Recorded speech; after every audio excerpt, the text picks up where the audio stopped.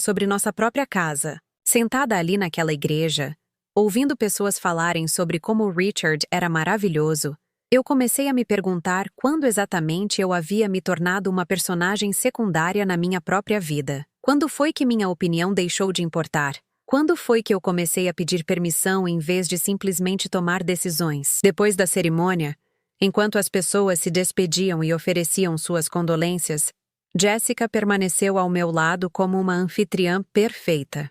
Ela agradecia às pessoas como se a perda fosse dela. Falava sobre Richard como se o conhecesse melhor do que eu. E o mais doloroso de tudo, as pessoas pareciam mais confortáveis falando com ela do que comigo. Margaret está passando por um momento muito difícil.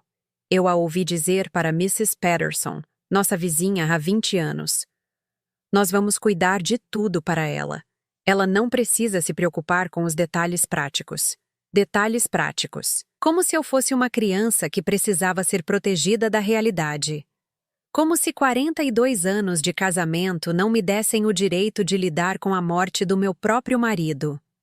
Quando finalmente chegamos em casa depois do enterro, eu me sentei na sala de estar onde Richard costumava ler jornal todas as manhãs.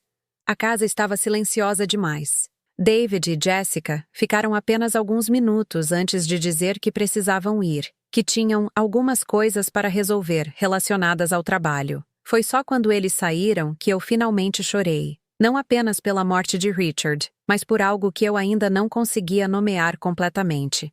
Era como se eu tivesse perdido mais do que meu marido naquele dia. Era como se eu tivesse perdido meu lugar no mundo. E o comentário de Jessica sobre meu vestido continuava ecoando na minha cabeça. Não era só sobre a roupa. Era sobre quem eu era.